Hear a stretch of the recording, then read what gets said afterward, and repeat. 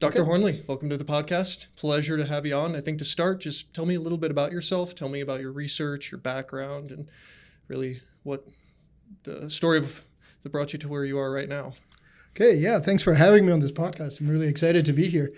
So my background, let's see. Well, so I was born to Swiss parents, but in Singapore. So I grew up, I'd say half of my teenage years in Asia. And then that sort of formed my view of having lots of interest in lots of animals. I would say that one of the formative experience there is that we did a lot of snorkeling and scuba diving. And so I was, sort of involved in how nature kind of really played a big role in how I grew up. And so that biology got me fascinated at an early time point.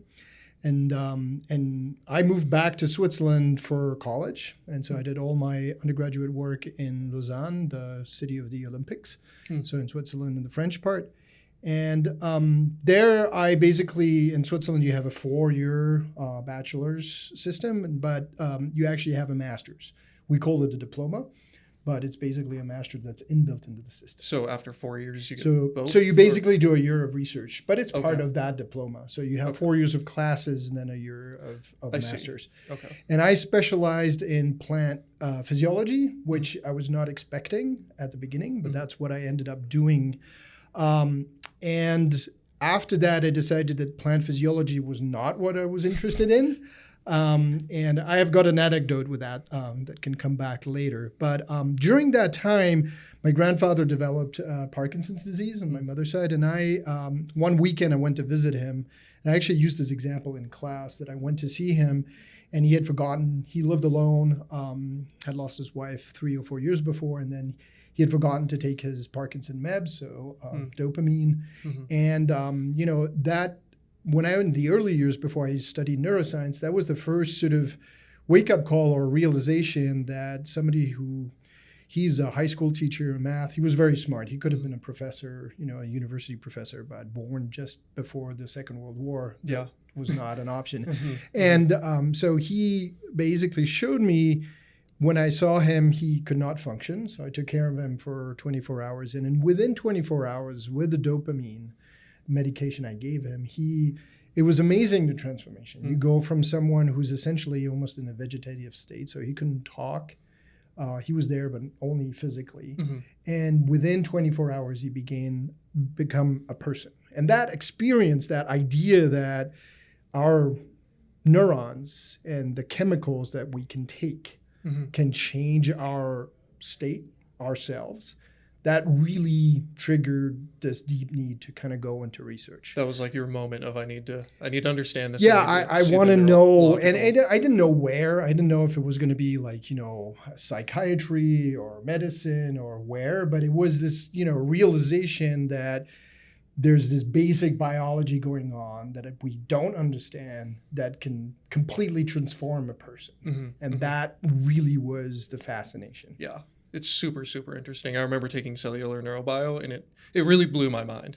I had no interest in neurology, neuroscience, any of that before I took your class. Interesting. And then after I took the class, I was like, this is the coolest stuff I think I've ever learned, because it's this black box, right? The brain. Everyone knows the brain, the nervous system. It's how you think, how you control your movements, and so on and so forth. But once you break it open, it's like, whoa, it's beautiful, really. There's so many components. I mean, the brain itself is also sort of an allegory for things, that there's the diversity of the neurons that have to play together. And what's amazing, now being a parent, having 2 children, is also the realization of, especially when you teach a class like that, where you show examples of diseases or disorders or mental health or things like that, you wonder, how does it even get to the point where it actually works? And most of us work. Yeah. Right? Most of us function completely fine. And the answer is redundancies within redundancies within things. And, we think about the idea of like, you break apart something. And as kids, we all did this. I did this. I see my sons doing it. You break apart a toy and say, oh, yeah, how is it you put it back together? And of course you can't. But you kind of realize, whoa, this is more complicated than I thought, right? The parts fit together. They fit tightly together. And the same thing is true with the brain. there's so many different parts. And I think the one thing that really drew me forward after that was also the idea of research, right? Mm-hmm. So that experience was, okay, I mean, I'm interested in that, but why didn't I go into medicine? Yeah. Why did I decide for research? Mm-hmm. Well, one aspect of that is at least somewhat the acceptance that I couldn't really deal with the idea that if I did a mistake or had a problem with a patient, that person's life would be in my hands. Mm-hmm. And physically and emotionally, I couldn't deal really with that idea. Yeah. So for me, research was the better way of doing it because you can be more careful. You can determine what kind of level of risk you can get into. Mm-hmm. And certainly that has changed because at the beginning, I did things with plants so if you think about ethical involvement there, right? Most people say, well, you're hurting a plant. That's okay, right? Yeah. You mow the lawn, right? So you don't ask yourself, is it hurting? But it is. And any living being will have some of that pain or how it signals. Mm-hmm. But it's different, right? We're not talking about acute pain. We're not talking about a human being being in pain and things like that. So, but in research presented the opportunity to do that. But I think deeper than that for me was just this need of being able to ask questions. Mm-hmm. And that's really how far I wanted to go. Yeah, so being able to ask the important questions and solve these problems that down the line will affect hopefully patient care. And correct. Yeah. So after doing that experience, that triggered me to want to do a PhD in neuroscience. Mm-hmm. And so I did do a PhD studying Alzheimer's disease. Mm-hmm. And at the time, it was the emergence of the idea that you could study all these genes that are associated with Alzheimer's. And it was the research I wanted to do was basically get this new possibility to study all these genetic changes. Mm-hmm. All these new tools were exploding. Now we're talking about new generation sequencing, right? You can get your whole genome sequenced. Yeah. Back then, just having 300 genes done was amazing, mm-hmm. right? So you've seen in 15 years how that explosion has happened. Now it's nothing. You can pay $1,000. You get several genomes, no problems. Mm-hmm. But back then it was like a couple of hundred genes. But the idea, what was fascinating was this idea that we have a blueprint that we get from our parents, and that somehow that blueprint reacts with the environment and instructs our brain of how to work. Mm-hmm. And the mystery was, how does that interaction change in health and disease? Yeah. And where does it go wrong? And I was fascinated by the idea that something was changing, that the blueprint didn't fit the environment anymore, right? So it's like, it works fine, except when you're in stress. It works fine, except if there are these other things that don't go well, like you've been taking too much salt or you've been eating too much sugar, and then the blueprint doesn't work. Yeah. And why doesn't it work for this person, but it works for this person? Mm-hmm. So these questions were all starting to boil during my PhD, and that genetic interaction with the environment, which is old. It's old as Darwin. Yeah. Darwin is the one who started with that. Mm-hmm. The idea that the genes were somehow related to how our diversity happened, that's where it started. Yeah. But it is now one of the tools we can do. I mean, right, I heard this morning on NPR that they've been doing genetic, there's the first FDA approved genetic therapy for Duchenne muscular atrophy, right? Okay. So that's kind of like a ALS, and that has been treated with gene therapy. It works. That means that we're at the stage where we can correct the genes. Yeah. That's the blueprint. Was that the one where they went in like I guess they were infants and they changed Right. Yeah, I heard about that as well. Right. So, but some of them are not working now. So they've got liver problems. Yeah. So fix one thing, Right. So now we're getting right. We're getting into that balance of how and what and ultimately, I guess that from my PhD, I was very frustrated during my PhD, which is half of what a PhD does. It confronts you with the reality of how much work you need to do to answer even the simplest question. Mm-hmm. It's huge. And I got the little bit of a tidbit of something that, I understood a little bit more about Alzheimer's, but it showed me that what we're doing in research sometimes when you're studying disorders or neurodegeneration or dementia or things like that, we're studying the disease. But sometimes that doesn't tell you more about how it starts. Because to understand how the disease starts, you have to go from a healthy cell to a non-healthy part. And that crossover to go from one to the other, you have to be able to define how that healthy is. So how do you define going from healthy to unhealthy? You have to define the good before you can see the bad. And so that idea formed in my mind during my PhD that I was done looking at the unhealthy. I had an idea of that. What I wanted to do now is to look at the healthy. Like see what works. Right. So that we can understand if it doesn't work, that's correct. Part of the issue. And then try to push the healthy or use tools in science that you can do. For instance, this is what I can do in an animal model where ethically I'm completely fine with it, using a C. elegans worm, which is a transparent earthworm that nobody cares about because it's super small and most people think it's a parasite. Does it have pain? Yes, it has pain receptors. Does it have a conscious? Probably not. It doesn't have any of the things that are related to higher consciousness or pain things. And so you can add, and it lives very quickly. And there's immense genetic tools. And the reason for the tools is that what I want to do now is I want to go from a healthy neuronal network that works for this animal. It can find food, it can live its life.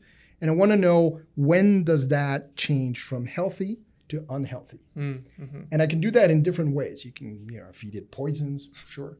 But you can do it genetically, right? So you can go and and one of the amazing revolutions of this last 20 years is that you can go and look at, on the internet or on medical parts, you have databases, like for instance, FARI is an autism-based database, and you have the genetics. You have all the patients with the genes that were modified.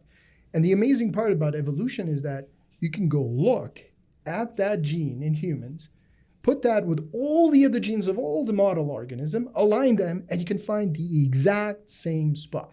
Like in the model organism? In the model organism. So in that gene that is concerned from C. elegans to Drosophila to humans to cows to, when you mention it, there are parts of proteins that are exactly the same and have not changed since billions of years. So much conservation.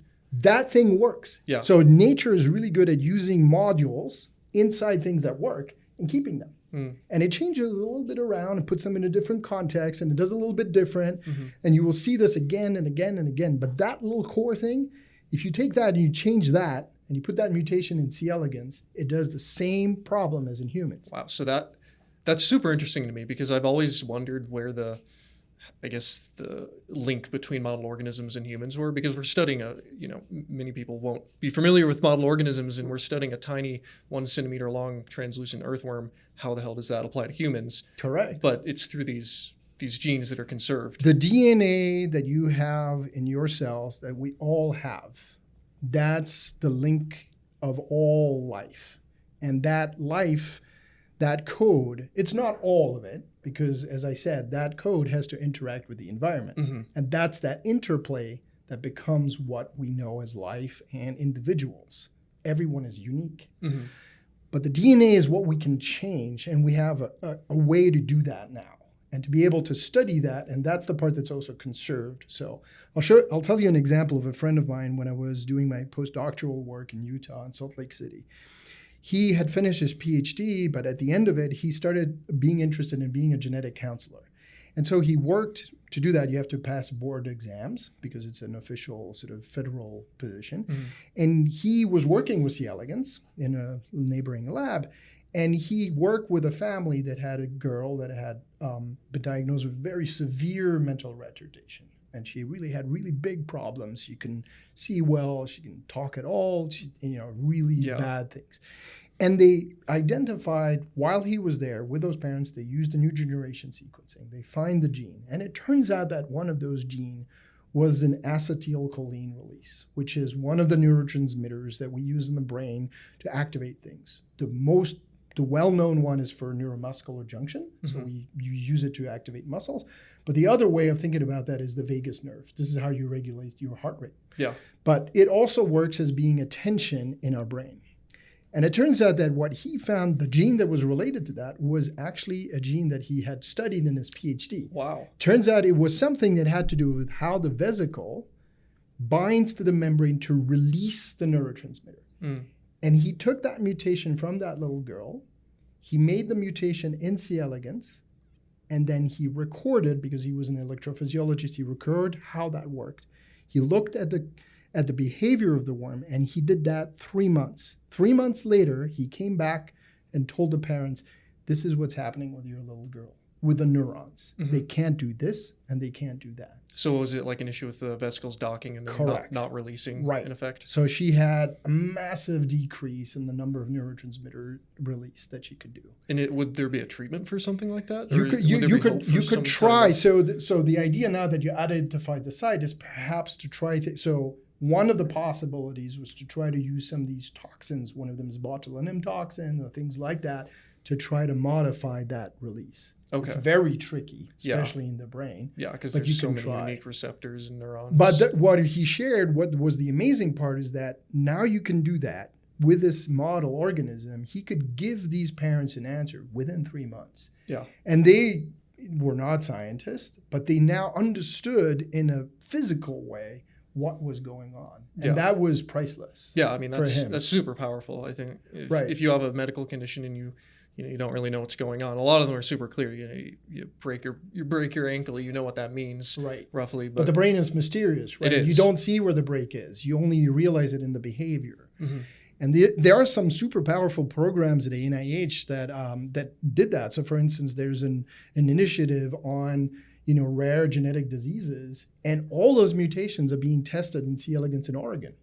There's WashU's doing a program, and it's a multi-center program where you can test all these things, and it will have amazing impacts on rare diseases, which big pharma can't do, because if you only have a couple of 100 individuals in the whole world that have this, it's not lucrative. How are you going to make money out of it? How are you going to make a medication for it? But if you can find out a little bit more about it, maybe you can use things that have already been done. Yeah. Right. You reuse medication. That's the power of the genetics and the models. Interesting. Right. And the other power is that you did it in a model. You didn't have to do it in a mouse. You didn't have to do it in another child. Right. You didn't have to go in and put someone at risk. Yeah. And that's super That's powerful. the power of models, really. It gives you the ability to learn about all of these things and then translate them over. So I guess in terms of these genetic conditions, we see, for instance, the acetylcholine vesicles not docking well and not releasing. What do you see the future of treating that? Like, are there avenues you think for these rare genetic conditions that we can reverse them? I think what is being done is the right way forward. I don't think that I have anything that's completely original about this. But I think that what people have been doing is sort of trying to categorize them functionally. So what do I mean by that? So as you said, in this case, this mutation affected the release. But you could have mutations that affect the vesicle forming at all. Or are there mutations that affect how does that neurotransmitter get from where it's made, usually in the cell body, all the way to the synapse? And by categorizing and looking at more and more of these things, we can put them in boxes. And I think that the way people have started to move forward is to say, if we now have medication, drugs that have been researched that affect globally one function versus another, you can reuse them for other things.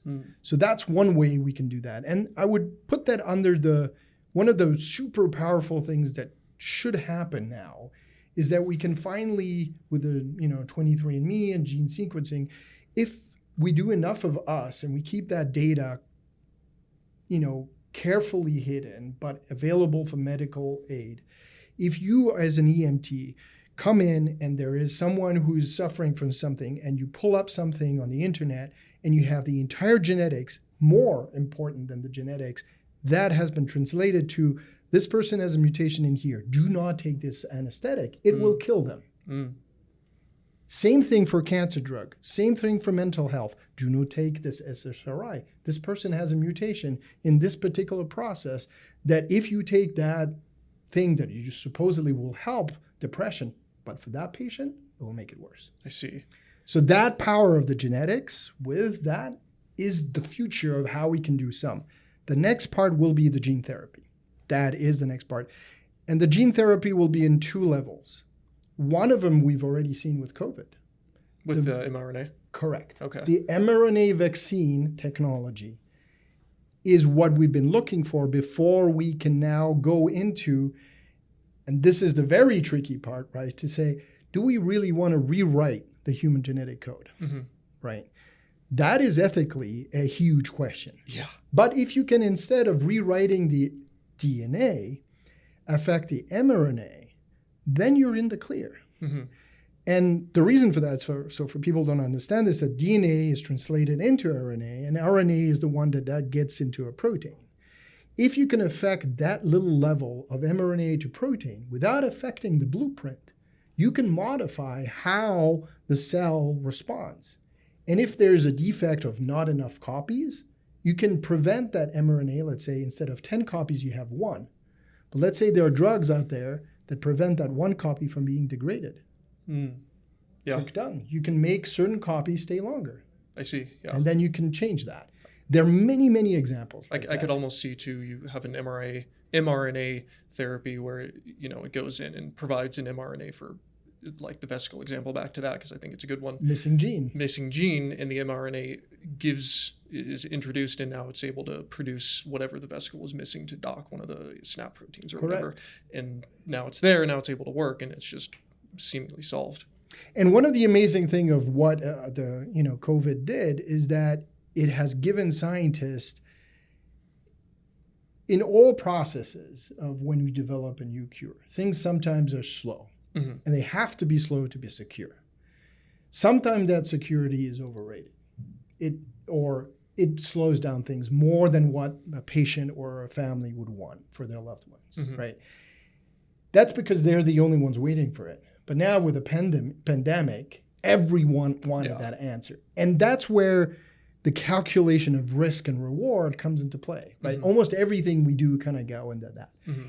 And now if we look at where that is right now, like they've reversed that and say, okay, the vaccine was done during COVID, we did all these things. And naturally what should have happened is that we had to go back and now say, are these vaccine or these things that we've been doing safe for how many people? And what kind of percentage are we okay with that have a problem? And what are we not okay with? And so that decision has to be made at the society, at a political, at all kinds of levels. But for the scientists, it has to be as secure as possible. Right? We don't want anything bad to happen. Yeah, you want the highest. But the problem is if you don't test things, you never know. So that conundrum comes into play many, many, many times. Yeah. But for the mRNA, one of the things they found with COVID was that what would be your prediction of how long one of those mRNA would last? I mean, 6 months maybe? Right. So at the cellular level, an mRNA usually lasts like a couple of hours. Oh, yeah. No, that's, right? That's right, yeah. So, but the effect was 6 months. Yeah. So that's the part that we're getting into. It's really interesting now, right? So how does that work? Yeah. And how do we use it? How that works? Because you introduce the mRNA and it's there and it builds the spike proteins. Well, it depends on what you do, right? So in this case with a vaccine, it built something that then the immune system got a print on, and the immune system has a memory. That memory lasts. Yeah. But it depends what you're looking at, right? Then then the devil's in the detail. Like almost everything. Because if the immune system doesn't, if it's not an immunological sort of thing, and it's just meant to replace one of the missing genes, it doesn't seem like it would last quite as long. Correct. Yeah. But we don't actually. A lot of those questions are unknown. Yeah. Because one of the things that life does, and the brain particularly does very, very well, is that it's all a balance. And some of the things that we think are basically, we look at it as like, well, there's not enough of this. But you're looking at a brain of a person that has dealt with that problem for already 20 years. So the brain has already made changes to try to compensate for that, right? I was talking about redundancies within redundancies within redundancies. Yeah. And that's the tricky part of the brain, is that if you look at what's going on now, you might not be looking at what is the problem. You might be looking at what has compensated to try to make the problem less. So a lot of the things that happen when people have started treating neurodegeneration is that they've made it worse because what they were looking at was actually trying to help. It was almost like a survivorship bias where you put, if I'm not sure if you're familiar where the survivorship bias comes from, but in World War II, the airplanes that came back from battle, they would look at and say, okay, they got hit in these places, so that's where we need to put the armor. And it didn't help. They needed to put the armor in the places that weren't hit because those were the places that the planes that crashed and didn't come back, got hit. Correct. So it almost sounds like something like that. You're treating That's a great example. But in reality, you're unaware of the actual issue that is being covered up by the compensation. And the more complex the thing you're looking at, the more the more intricate that becomes. Yeah, and the brain is like the most complex thing. So, and that brings me to more of what my research is about. So I've talked a little bit about C. elegans. C. elegans has only 300 neurons. Mm-hmm. It's a hermaphrodite animal. What I mean by that, it's both male and female, right? Mm-hmm. And so it can self-propagate itself, which makes it really interesting genetically because it makes clones. So from a genetic point of view means that if you have one worm and you change it, then you propagate that change and you can keep it. Mm-hmm. And the other thing about it is that in 3 days, it goes from an egg to an adult. So it's really fast. Mm-hmm. And then for me, at least the first time I heard about it, I thought, oh, wow, this is really cool. In 5 days, it has neurodegeneration. So Alzheimer's that takes 50 to 60 years in a worm takes 5 days. Wow. Right. So you don't have useful. Right. And for drug and money and everything, it's so interesting. Mm-hmm. Of course, you can ask yourself what happens in 5 days is not the same as what happens in 50 years. Yeah. It's true. It's not the same. But some of the principles can be done. Yeah. So my research right now is getting really interested in, it started off with just how does memory work? And I was just interested in this one thing that has to do with glutamate receptors, because that is an ion channel that's absolutely required in all vertebrates for neuronal function. So cognition, memory, things that we know about. And all I was asking was, how does that receptor that's made in the cell body go all the way to this other part of the cell and neurons really long, with long branches and all kinds of compartments? How does it get there? And that seemed fairly simple, somewhat. Mm-hmm. But now I'm getting interested in another part, which is I'm interested in the mitochondria in neurons. And I'm getting interested in that because of things of society. Our nutrition is showing more and more that some of the things in our environment are affecting our mental health. Mm-hmm. And the mitochondria is the great integrator of energy. It's what delivers energy to any cell, but it becomes more acute in the brain. And I think the best example we have of that is that although you can stop sugar, you can basically stop eating actually for 3-4 months or more. Eventually you will die if you really, really push it. And as long as you have liquids, you can burn a lot of fat. And so that compensates. But if you take the example of energy like oxygen, your brain can only go for 5 minutes without oxygen. Mm-hmm. For most people. Some people can go longer, but usually 5 minutes and you have a problem, right? Your brain shuts down completely. You need that oxygen for energy. Where does that come from? And so I'm going back to the original, my grandfather was not a person, then became a person with one chemical. And now I'm interested in how does the food or the energy control of mitochondria, how does that determine who we are? Because we now know more and more how mitochondria control the synapse, which is the contact between neurons that really determines memory. And I'm getting really interested in a lot of how that energy gets regulated, because there's so many things that we thought were neuronal, problems like epilepsy, like Parkinson, that actually seem to be coming from potentially nutrition, microbiome, and things like that. Okay. Or at least being modulated. So there's the genetic part. We found the genes. That's correct. There are genetic mutations and genes that strongly affect that.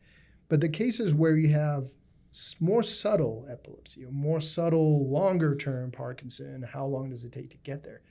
That's where vulnerability comes into play. So certain neurons in our brains are more vulnerable to stress conditions, and dopamine neurons are one of them. And there are other neurons like that. They're vulnerable to different conditions of the brain, and that can be either overexcitation or too much sugar or things like that. And I'm really interested in this idea that mitochondria could regulate this. And it's related to this one concept that is also triggered by the AI revolution and the data sets. This seems like jumping topics, but if you ask yourself, how much energy does a data center require? How much energy does a computer require to have memory, RAM memory, or data storage? And then you ask yourself your question, how much energy do we need to have memory? And what do we mean by that? Do we need energy all the time? Does it mean that if you fast, you lose your memories? No, you don't. Yeah. but can they come back? Mhm. Or in the case of my grandfather, he gave a chemical back and then everything came back. How does that work? Where is that control? So mitochondria could be a way to understand more about how the energy gets put in. Okay. And some of it certainly is in development, right? So as we grow as kids and teenagers and adults, those mitochondria change and go to places and get anchored. And then the next level is when we get older, those mitochondria work less and less efficiently. Okay. And that's where the issues start to come in? That's where things can be becoming interesting. I see. So the mitochondria are necessary to maintain memory just for the energy. Your computer. Well, I'm asking that question. You're asking that question. Right. I'm So, asking. So you know how I told you I want to know how to go from healthy to unhealthy? Mm-hmm. So I want to know, when does the mitochondria, if you push, either you deprive it of food or you decrease the energy, when does it start affecting the neuron and what happens? And which neuron is different? So is there a difference in this type of neuron or that type of neuron? And is it because the mitochondria is now past a point? So there are these molecules that people call reactive oxygen species, raw. Mm-hmm. So we eat blueberries, right? We eat all these things. Those antioxidants, or red wine is one thing that people have talked. That's where those things get put together. So I take those society questions and I ask myself, how does that boil down to a scientific question? And the mitochondria for me is fascinating. It's just doing all these things. Yeah. So that's what my research is about now, is trying to figure out how these mitochondria impact memory and how do they go from a situation where they're doing fine to a situation where they're not doing fine. Okay. And can we reproduce this, and can we figure out this for vertebrates? Is there things that we can figure out from our environment or our food or even sleep? Yeah, I mean, it makes sense. Energy is such a fascinating concept because it really drives like everything. All of our infrastructure, computers, servers, like you were saying, it's all in energy. It all hinges around energy, and humans are no different. So it would make sense that even neurological conditions would also hinge around energy. And down the line, when you see neurological decline, that the energy producers, the mitochondria, if those start to have dysfunctions, that might start to affect memory and other neurological aspects. It's a key lynch point, right? Because if you look at what's going on with a lot of what the society is interested right now, a lot of us are interested in food supplements or what kind of healthy foods or things and all those questions are important for sure, but there are two components of it. One is they're just energy. And if you have enough energy, given that, why would you see a decline at all? Mm-hmm. Well, the question might not be, is it the energy, but is it what comes with the energy source? The other stuff. There are toxins, microplastics. What are things that together with your genes, right? The two are related. So that's the tricky part, is that for one person, it would be this. For another person, it would be something different. Well, it's the constant balance between nature and nurture. You have the genetic code that you're built on, and that determines a lot. 50% of personality even is determined by your genetic code. But you have that other half of environment, and that also dramatically affects you have the foundation, but what you build on that foundation is going to be determined by non-genetic factors a lot of the time. Yeah, and that's what makes all the research interesting, right? So how are we going to be able to change that with behavior things? There's so many really interesting things coming up, right? There's the genetics that we can now do with the mRNA vaccines. There's the fact that we have access to the codes that, we could now inform, medical doctors, EMTs, everybody's like, if somebody had secure access, because it has to be careful, that's right? Yeah, that's going to be a big issue. That's the major problem, is that it has to be secure, and that, that people can then say, before I even do anything, I don't want to, you can destroy a lot by doing the wrong decision, which in the medical field is quite, obvious, but that's, if we know from the genetic code, if it helps us to get there, then it's a huge help. Yeah. And then you'll be able, not only will you be able to use the genetic code to tell you what not to do, but it'll also tell you what to do. We'll probably get more narrowed in, like specialized medications. And, this medication might only work for 30% of people, but you pull up their genetic code and see if they're one of the people that it's going to work for. Right. And the more we can also, I think there's also a lot of interest here with the genetic code to kind of do, if there's ways to do experiments where you can repurpose medication. Some of the coolest stories that come up in the last 20 years are things where, let me see, one of the drugs that a friend of mine was actively looking at that was basically for erectile dysfunction, what's the blue pill called? Viagra. Yeah. And so they looked at that, and then they noticed that, they used that for that, but then they noticed that that substance actually had a huge effect on headaches. Interesting. And so they looked, and it makes sense. It's a vasoactive dilation product. Yeah. But it doesn't only work in one part of your body. So when you take medication, right, you put it in the blood flow, it goes everywhere. Yeah. Right? And everybody's just like, okay, well, you take ibuprofen, it works here. Well, that's what you see, but it's working everywhere. Yeah. And that's the part that's interesting, is that if you could target it or change that slightly, which is what a lot of pharmaceutical companies do, is now, can you take that same molecule, change it a little bit, and now it will act in your lungs. So for your lungs to breathe and open up really well, you have to have vasodilation. Yeah. And that's one of the things they saw. They saw that it had an effect on headaches. They said, that sounds like something that's working on the blood vessels, which makes sense. They then went looking at where else it was acting. And they had a potential second patent right there just to help people with cystic fibrosis. Jeez, that's really cool. Right? Yeah. I mean, it seems like a much more economical way as well. Like, you already have this drug that it's a vasodilator. So let's see if we can tweak it and have it vasodilate in other areas of the body. Or the other one is Cialis, another ED drug. I think I've heard that one they're finding that it's good just for guys to take when they get older, to have like a low dose Cialis to help prostate health, just again to increase the blood flow. The blood flow for different parts of your body and things like that. Yeah. We're going to find, I think there's a lot of these things are incredibly interesting. And I think the combination of our ability to now use the genetic information together with this, and potentially, I think if you put that in the mix, the AI mix, particularly if you use the AI the way I think it should be used, which is it's incredibly powerful to sift through billions of data points with a very, very detailed way of looking at patterns that our brains are not good at. And it does it very quickly and efficiently. And if you use that to look at, for instance, genetic code with medication, you could find amazing things. The potential to combine things with this massive amount of data to kind of try to recombine things or use that is amazing. Yeah. But the fact is that we need to get into how can we do that? Right? How can we chase that? So the themes that are really interesting here is, nutrition is really important for your brain. And what does it do? How does it do it? Is most of what we're talking about for neurodegeneration.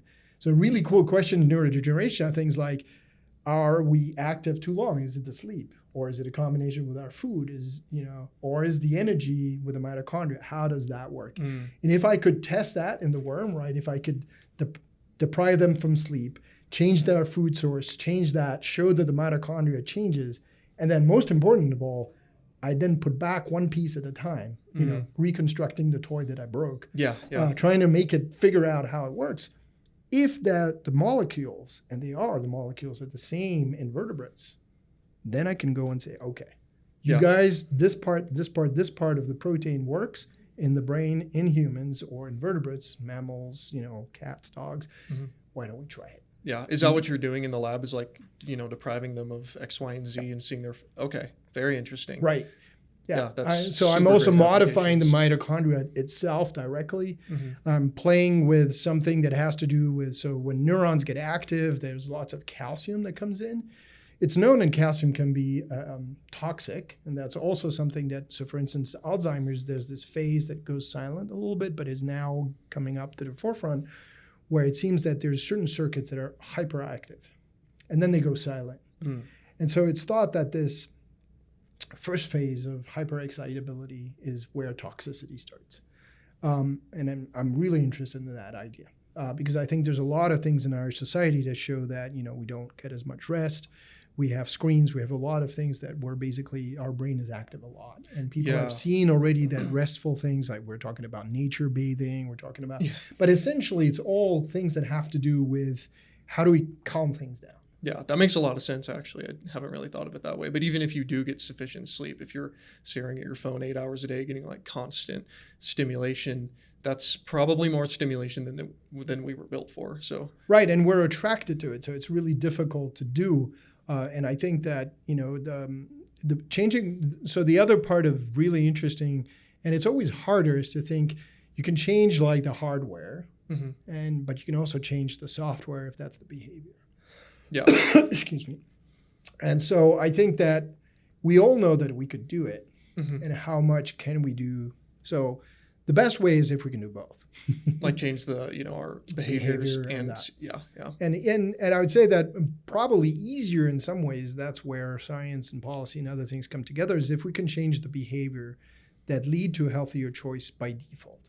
Yeah. Right? You don't have a choice. You only have healthy things. Yeah, no, So that would be good. Less like it does seem a little ridiculous, the amount of unhealthy options that are just right there available to us. But it is a tricky kind of thing to navigate. And it's all trial and error, right? I mean, we live short lives compared to the length of the globe and things like that. But I think that if we can allow this to happen, and we have to give it a chance. And so C. elegans is another example of how you can do it, right? So one of the things that I find interesting is that thing lives the life cycle is 3 days. So you can go through 100 generations in 1 year, right? So that tells you how quickly it can try to change things. And I like that idea that, and some of the things that I think are the coolest is, one example in my lab is that after years of using what we would call a control strain or wild type strain, suddenly stopped being what we would call wild type. And so that's that part where I told you, right, there's the healthy and the unhealthy. Where when you do experiments with genetics, you use what you call a wild type, which is supposed to be the pure genetic animal from when you took it from the wild, to something that you've genetically altered. And you compare them. And you analyze the result by saying, this one's different from that one. And that's how you say there's something that you can then follow. Now, what if your wild type or your healthy is now longer healthy? Yeah. Well, I mean, I could almost imagine in those 100 generations, you could start to see genetic mutations and changes like to adapt to the environment. And I could also see how if you introduced like certain environmental, like negative environmental stimuli, like, poor nutrition, and seeing how those change over time, you could almost extrapolate that out to humans and say, well, if we continue with this sort of negative diet and environmental toxins, what's that going to look like 100 generations from now? Correct. We can kind of postulate that with what you're doing. Yeah, you can see that happening in the long term. And then there's another thing that I find fascinating is that, so I told you wild type. What I didn't tell you is which wild type. So there's one from England and there's one from Hawaii. And the one from Hawaii is not the same as the one from England. No. Right? And so now, which makes it even more complicated, if you have people coming, let's say, from Hawaii to America, or the U.S., or from China to America, or from Switzerland to China, do I compare myself if I go to a medical doctor to people from China? Is that the reference? Yeah, like how much would what would they pull on to try to figure out that I'm healthy versus they're healthy? Yeah, like how much of our just environment that we live in determines what's healthy and what's not. Right, and our backgrounds are where we come from. So, we tend to think that, yes, we're all equal. We are, mostly 99.9999%. But then that little bit of a difference makes, if you were in Hawaii or in Pacific Islander, where your genotype has been accustomed to every now and again, and this is kind of what they're thinking about diabetes too in those populations, is that they're prone to that because their metabolism was incredibly good at storing fat, right? Yeah. They could go on for a long time without food because they would island hop, or at least that's the idea, right? They don't have the same issues we do with diabetes and fat and food. Not at all. Okay. They could eat fat and not have a problem with it, or we could eat sugar, but they can't eat sugar. So now the environment, this is coming back to the question is, what is the healthy? What is that? It does depend on the person, it sounds like. The context, the places, and all these things. It's fascinating questions of how, now we're going to have to put like different questions. So Yeah, I love all that thing. I think it brings back so many questions of how the organism works, how the biology works, and can get boiled down to basic medical questions, right? Mm-hmm. Do you need to give, let's say you have somebody comes and there's, somebody's been shot and his Asian Pacific or more like European, Caucasian or Mexican or Indian, Native American Indian. Let's say the genetics would be different, and that the dosage you would give from the anesthetic to this person would be completely different from that person. Yeah, I haven't even considered that level of like, down to the region you're from, like the microgenetic differences. We don't know. I mean, I don't want to categorize those, but I think that what is fascinating is we're seeing a mix of things, and now it's going to be really down to, I don't think we can categorize that anymore because the mix is intense. Yeah. So now but now it's no longer good to do that. Now I think that unless you have the genetic code, there are things that you can't tell. Yeah. Absolutely. Oh, yeah. Right. But I mean, the genetic code just makes it more individual and personal Right. when you boil it down. And I think that the right word here is personalized medicine, which is what the concept is absolutely correct. And I think that I have a lot of hope for how that's really going to work out. I just have concerns about how good we are at keeping that information where it should be. And just the ethics of it, and right. What do we use it for, right? Especially with the genetic side of things. I think it would be really cool if we could create banks, like DNA, right? If you can put your money in a place that's supposed to be secure, could you put your genetic information in a place that is all secure? That is yours, this is what you have, and then on necessity or in places you can share it. Yeah. But only in those times. Yeah. It's going to be tough though, right? Because with the, increasing level of complexity with AI and coding and eventually quantum computing down the line. I mean, all of this stuff is going to be stored digitally, I presume. And anything stored in a digital way is going to be prone to you can access malicious, like hackers and so on. And at some point, and it's tough, but we're going to have to figure it out because it's probably inevitable. I think there's good ways to think about that. I think we're on the brink of thinking about that in terms of where we're going. But so I mean, the C. elegans is what is cool with that particular model is that now I'm, to give an example of how computation and AI can get into it, I'm working with someone from San Diego that we're now doing so C. elegans is fast, right? And we can do the experiments, but one of my hobbies is science fiction. The reason why I like science fiction is because I can imagine situations so much faster than I actually do the experiment. Yeah. And now I've been starting to work with somebody who does computational modeling. So using computer equations, mathematical models of signals to go to that next step. Can I go faster? Yeah.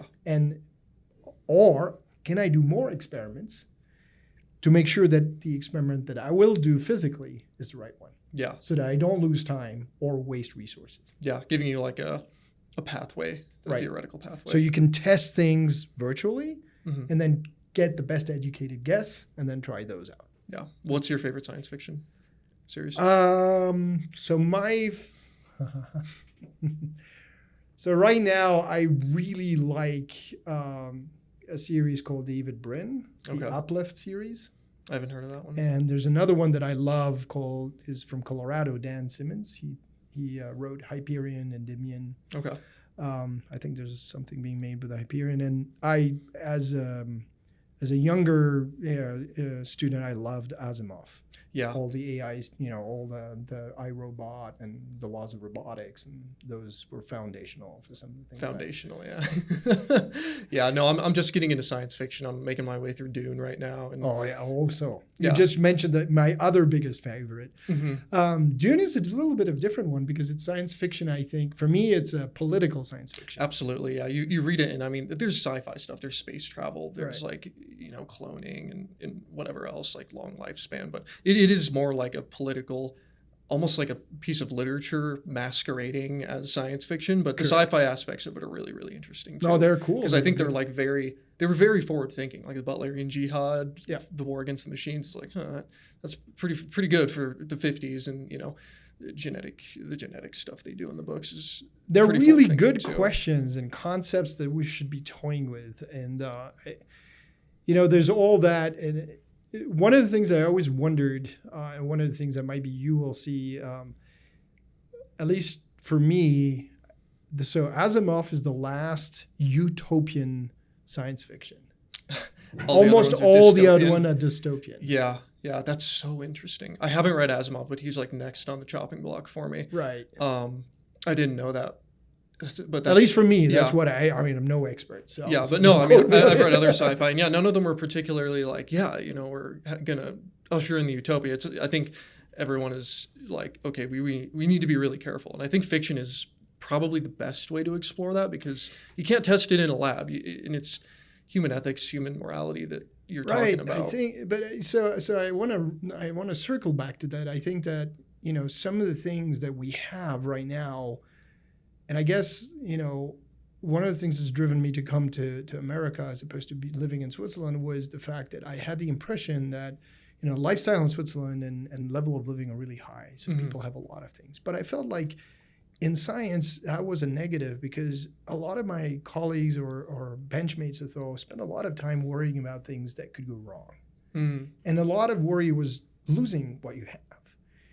And in science, if you don't take any risks, you don't ask any good questions. So a lot of the questions became incremental. They're not really worthwhile. Yeah. So, and I think that's another thing about what we need to be careful about right now is we should not be afraid of asking bigger questions. And it takes commitment and this sort of brave sort of new frontier idea. And also I think that I'm a parent now and I have to tell my children about what's going on in the world and things that are, good or bad.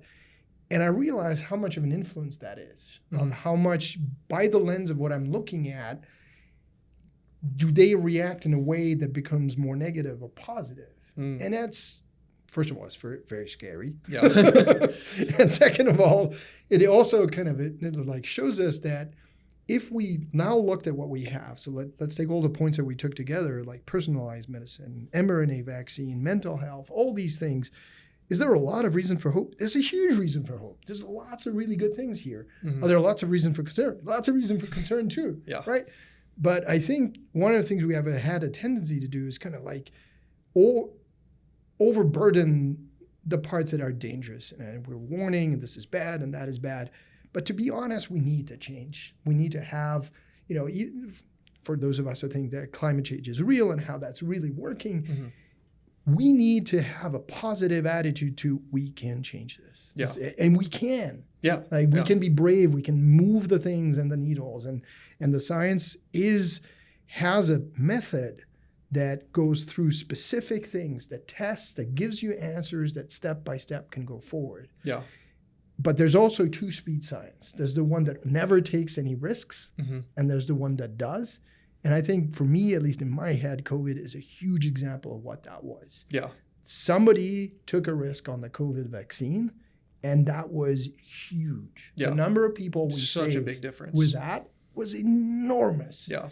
That shows you that you can't always be careful on every possible thing. Yeah. You have to have some big ideas. No, I totally agree. I think it's so easy to get lost in the negativity of everything. And I think damn smartphones don't help with that. We have a negativity bias and our attention gets locked onto negative things. So it seems to inflate that sense of negativity. But I think there is a lot to be hopeful about. I think there's a lot that we can and are doing to focus on these big issues like climate change or looking at, the pandemic. Like there was a lot to not be hopeful about with the pandemic. Right. But I think when the chips fell, especially with the vaccine, like we got that done super quick and it saved so many lives. Like there's a lot that we can do if we just have the bravery and hope to actually change and some them. of the things we work on, I mean, it's always been this dichotomy in science, right? I mean, is nuclear technology amazing? It is amazing. Is it dangerous? Oh my gosh, right?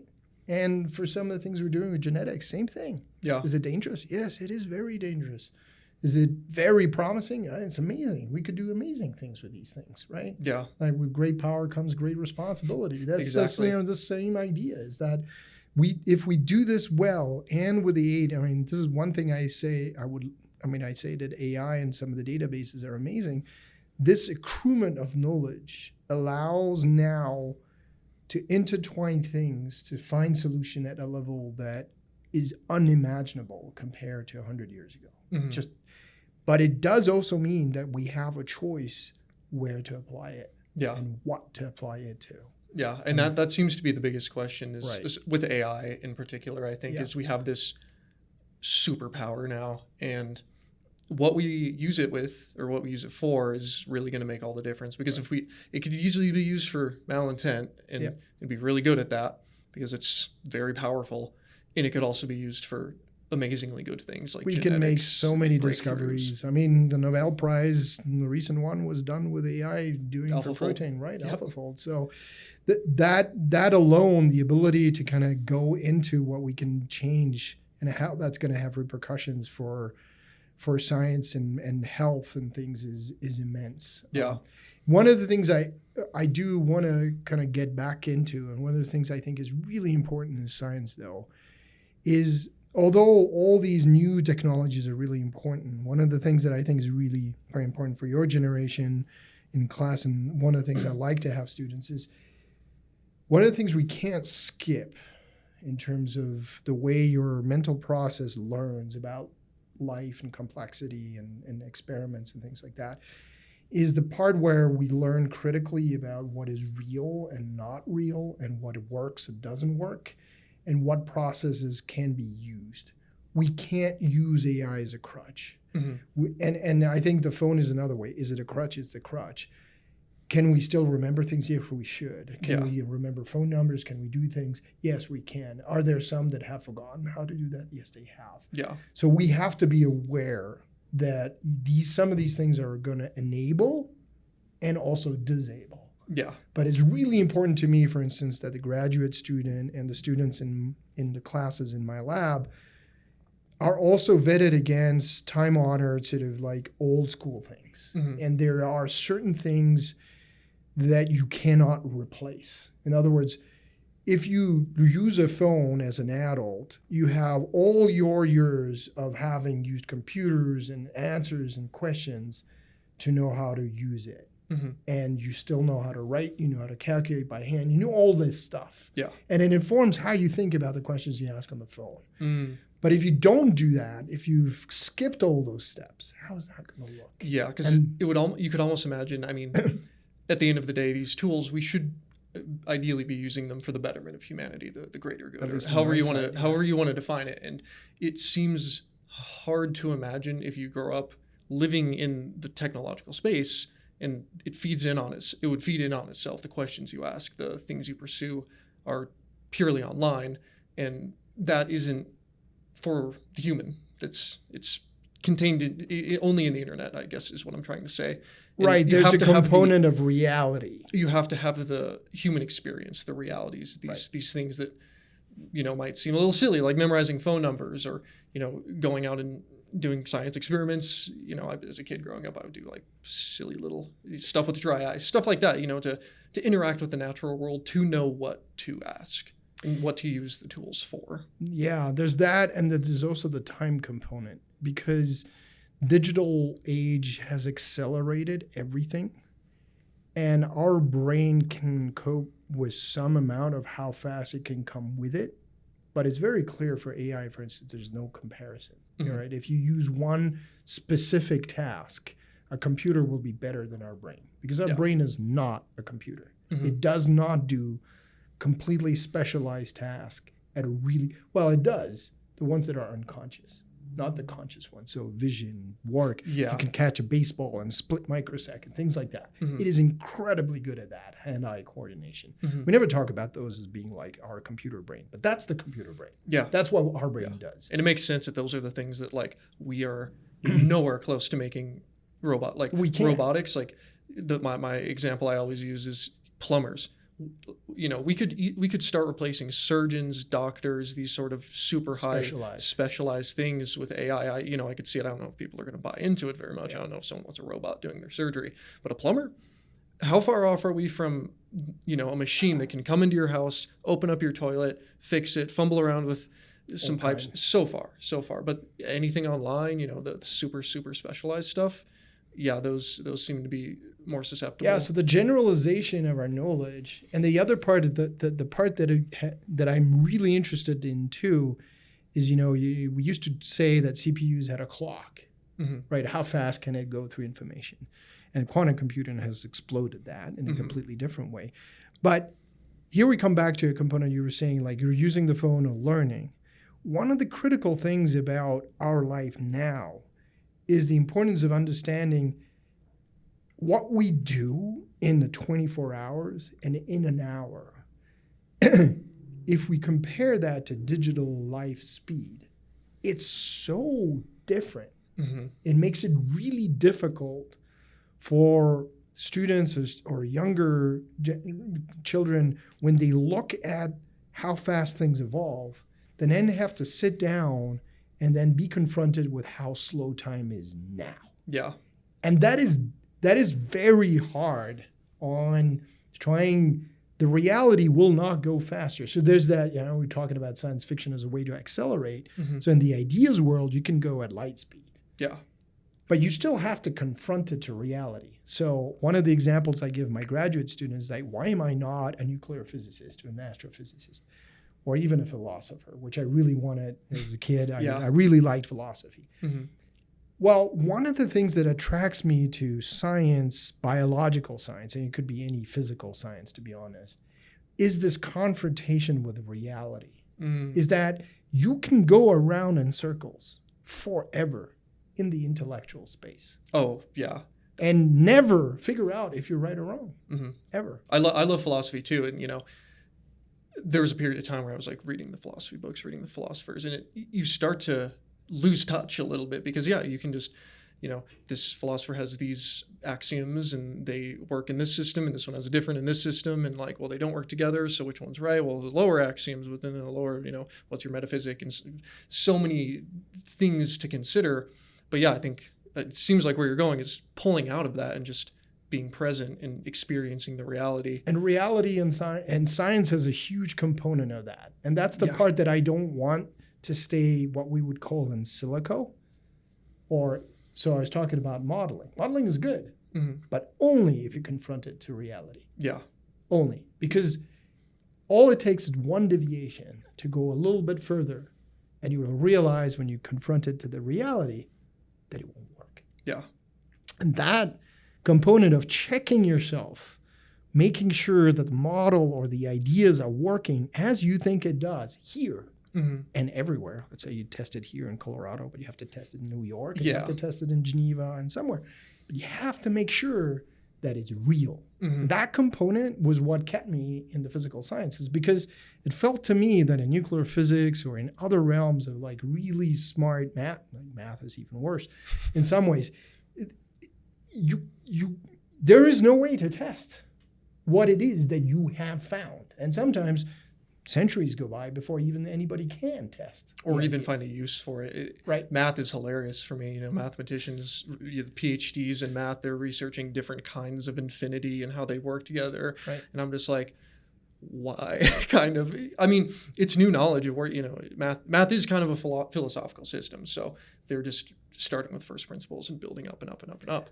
But again, where does that come down to the reality? Yeah, because humans don't play with infinity ever.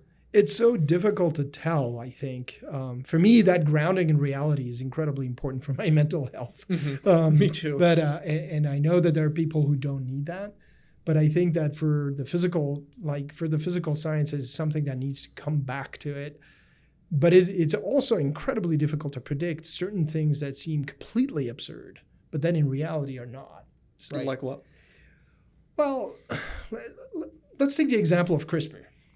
Right, CRISPR technology.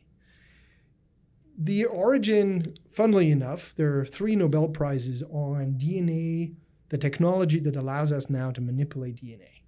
CRISPR is one of the last version of that. The version before that, there's a company called NEB, but it's called New England Biolabs, and had to do with DNA restriction enzymes. They cut DNA. Allows you to cut at certain spots.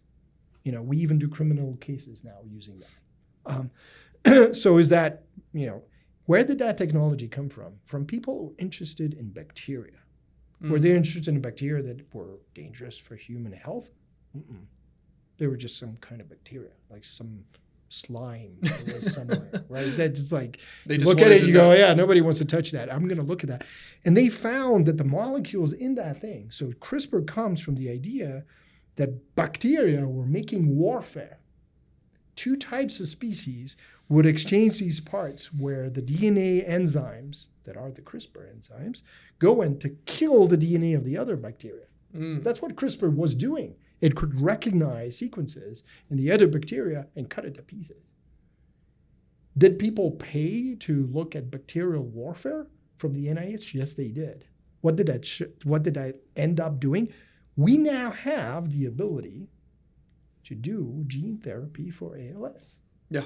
So it went from, I'm looking at this slime on the piece of rock on the pond, to I can do that. Another example of that, for instance, because we're close to Yellowstone, the Great Prismatic Spring, the one thing that has exploded that allows us to look at genes and everything is called PCR, polymerase chain reaction. Yep. That came from looking at something that looks like a geyser. Mm-hmm. And people were looking at it going, why are you interested in that? Yeah. Well, right. Maybe someone's living in there. Right. Maybe we can get some out of that. Well, the question was, look, they're living things that are living at 200 degrees Fahrenheit. How in heaven's name do they do that? Mm-hmm. How do they do that? How did that work?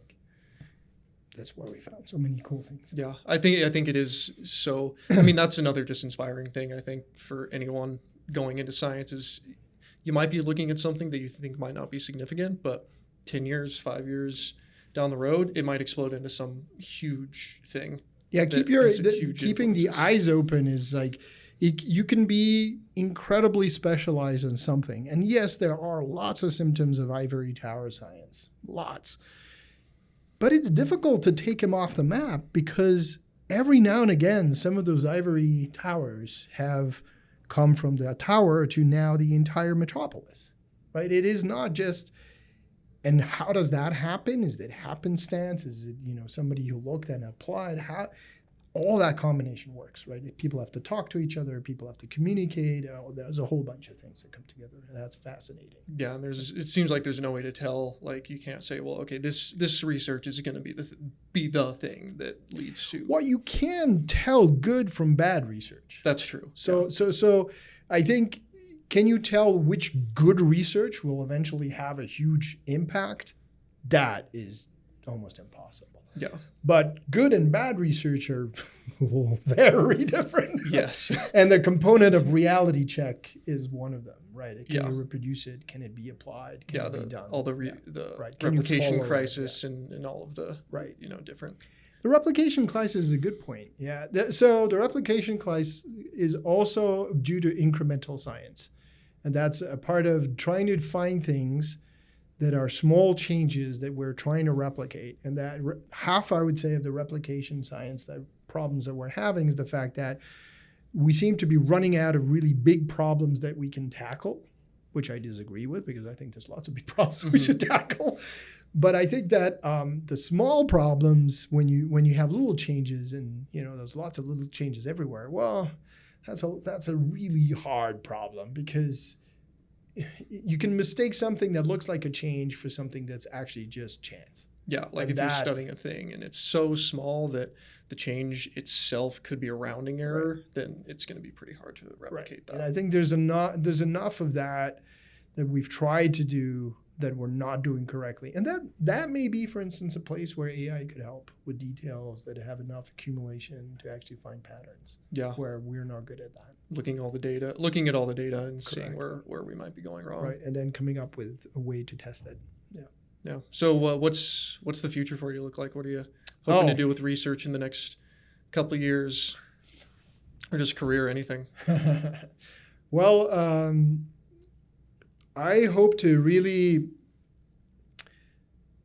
I'm making some really good headway with my students in understanding how we get these crucial pieces, these ion channels, glutamate receptors, to go where they're supposed to go, and understanding what are the genetics and the environmental conditions that regulate that and change our memories or changing forms of memories. So that's one. The second one is this big thing we talked about, which was the mitochondria, and the question really of how does energy regulation modulate or determine learning and memory, and basically retention of memory, and where does that regulation of energy and memory how does it go from healthy to unhealthy? And that's where my future in research is. Certainly here and wherever I can find funding. Yeah, it's always a big thing. And I'll do that with collaboration. And and that's what I want to do. I don't want a big lab. I like the places here. I really like the students at CSU. I like the teaching. Teaching always reminds me, because every now and again there are students like you or others who come back and ask questions that remind me that things that I thought were, a textbook or a sentence that I thought was in stone is not in stone. And that dynamics of being confronted with new questions, with new students, new minds, that's what keeps me, interested, curious, and also active.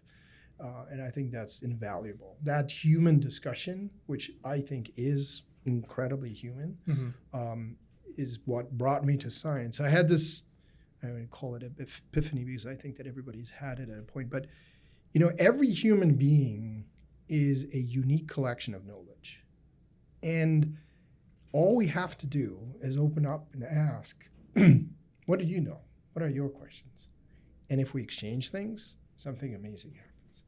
And that part, I'm tearing up, but I'm really passionate about that, because I think that we've forgotten how much each of us knows, and we keep them to ourselves, and they form opinions, and we confront opinions. That's not how it works. We have to confront other people. Not confront, but we have to interact. exchange. And that means opening up. And no matter what. And that in science and in anything else, because of course you can extrapolate, but that part of trying to know from new generations and learning myself, that's the future. That's how we get where we need to go, to learn from each other. Yeah, the spreading of knowledge. I love it. Dr. Hoerndli, you are amazing. Thank you for coming on the show. I love the philosophy that you have. The work that you're doing, I think, is great. It's going to have great impacts for health and human flourishing in the future. Thank you. Yeah, of course. Thanks for letting me be here and talk about what I love to do. Absolutely.